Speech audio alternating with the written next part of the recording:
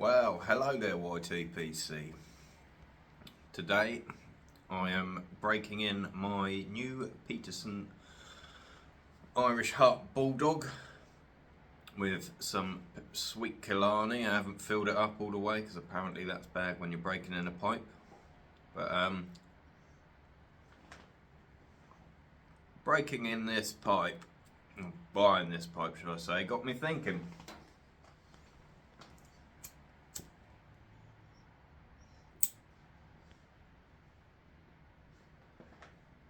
Now, it may seem quite simple what it got me thinking about, but it got me thinking about Bulldog. Now, many years ago, before Comrade Starmer turned Britain into a communist utopia, some of us in England, or should I say the UK, went to school, and it was a time before social media. It was a time where there were only two genders, and it was a time where you couldn't get arrested for speaking your mind on the internet. Now, some of you who grew up in the UK will remember the game Bulldog, British Bulldog. So that is what I am going to talk to you about today, because it was one of my favourite games in school, and it is relatively brutal. So for all my friends out there who don't know what it is, I'm going to tell you about it.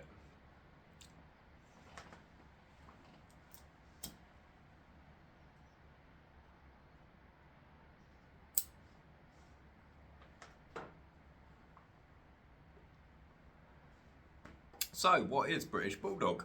Well, Bulldog is a game not too dissimilar from rugby or American football, if you're that way inclined. It consists of one team of people who will stand at this end of a field. There'll be two people in the middle. These two people are your Bulldogs. Now, the objective of the game is, it's about a football length pitch of field. The objective of the game is for all your people on this end of the field to run from that end to the other end, past the lines of safety, without getting taken down by the Bulldogs. Simple enough, right? No, because the job of the Bulldogs is to take those people down by any means necessary. And no, for all my trigger happy friends, that does not mean you can take a 12 gauge shotgun to someone's face, because you would then run out of players and the game would be void. So, what does by any means necessary mean? Any means necessary means punching, kicking, a boot bag to the face. It's a brutal game, hence the name British Bulldog. So, you would try and survive getting from one end of the pitch to the other without being taken down by the Bulldogs. If you do get taken down by the Bulldogs, you are then a Bulldog. So it's basically a last man standing game. And if you are the last man standing, you are well and truly fucked. Now, me being about 5'0" in school, you'd probably think I wouldn't like the game, but I actually bloomin' loved it, because even though I was small, I was very, very fast.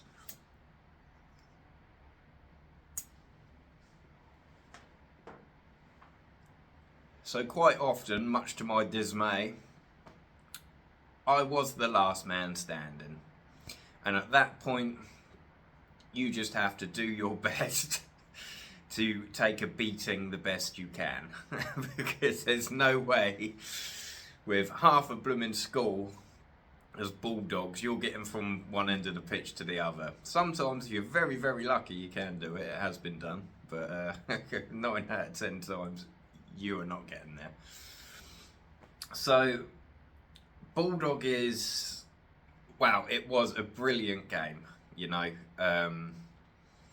They even played it in things like the military and stuff like that until it started getting a bit too brutal, and then they sort of toned it down a little bit. Okay, there's certain rules that they threw in there. Widely in schools now, because kids are too sensitive, it is being banned. They tried to ban it when we were in school, towards the end of school. But before that, you know, you'd have your PE teachers. They'd be stood on the sidelines refereeing the game, like, you know, they'd be encouraging it, because it taught you certain life lessons. It taught you that no one's coming to rescue you. It taught you that you have to sometimes take a bit of a blow and dust yourself off, get back on your feet. And personally, I think it was a bloody good thing, because you didn't have to play, no one forced you to play. But if you were going to play, you had to realise you were fair game. And to me, that is a sort of life lesson which I think a lot of kids nowadays could probably do with, rather than complaining about everything because someone's hurt their feelings or they're offended by something, which they always are. So,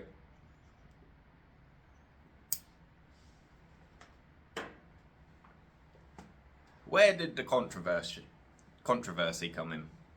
Well, you know, you'd have little Timmy who was, or me, who would love to play, blah, blah, blah. And, you know, you'd take a battering. It wasn't uncommon to get a boot bag to the face with, you know, a bag with someone's football boots or rugby boots in it. And it would smash you round the face, and you could end up with a black eye, maybe a slightly bloody nose, if you're really unlucky, broken nose, whatever. You know, I mean, it's not a game where you wear protective pads. At best, you're wearing a gum shield for obvious reasons. But, you know, little Timmy would run off home to his mum.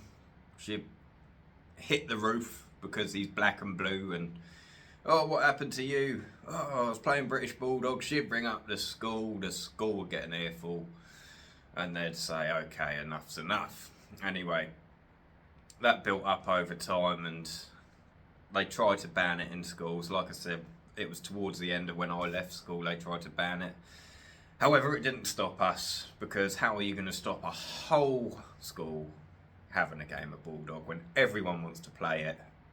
We'd always played it. So they gradually sort of phased it out as new kids started to come into school, and us lot who were a bit older started to leave. And now it is widely banned. It's a massive shame, I think.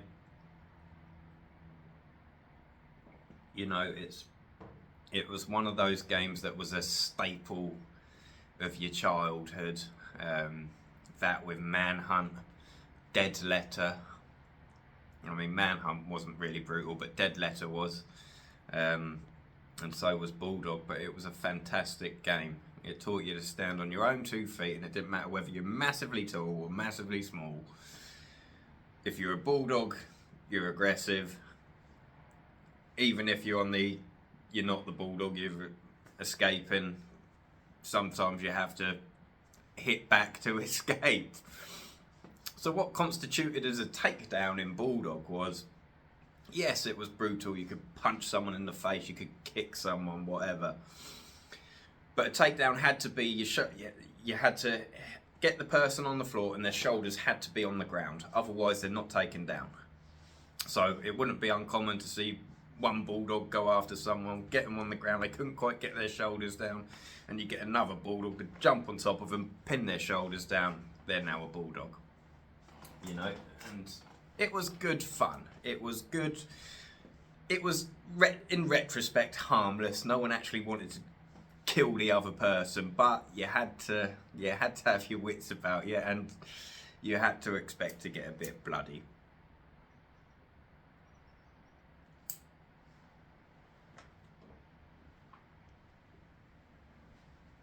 So I'd be very interested, especially from some of the other guys in the YTPC from the UK. Let us know if you had a good game of Bulldog, and if you haven't, well, that's the game. That's what it was all about. and I just wanted to share that with you because it got me thinking while I was smoking this. When I picked it up, thought, well, I'm going to break it in, and I thought, what should I talk about in today's video? And well, Bulldog and a Bulldog. Made perfect sense. But anyway, guys, that's pretty much my little video for the weekend. I thought I'd get myself on and do one for you guys. I was out at Blenheim Palace yesterday, which was birthplace of Sir Winston Churchill, who you could say was another British Bulldog, with an unwavering attitude in the face of adversity.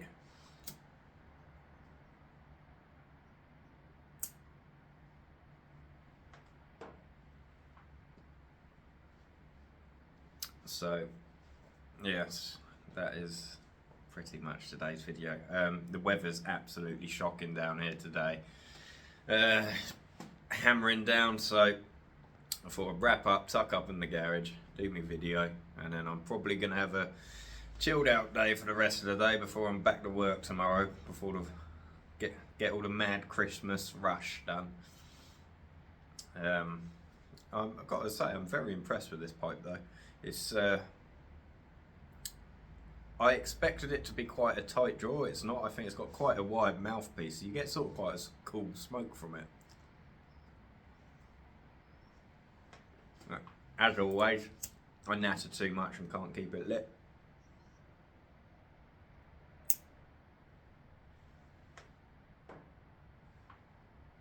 That's probably a good thing when you're breaking in a pipe. Anyway, I'm starting to waffle now, guys. I hope you enjoyed the video on British Bulldog, and I hope you guys have a fantastic week next week. Enjoy the rest of your weekend, and as always, God bless and stay smoky. Thank you.